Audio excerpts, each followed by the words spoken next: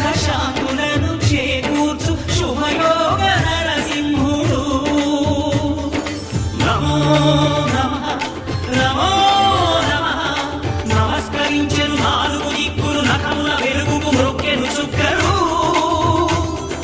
గోపుర రూపము దాల్చినది ఆ దివ్య దర్శన చక్రము మంగళహారతులిచ్చినది మహాకార చక్రము.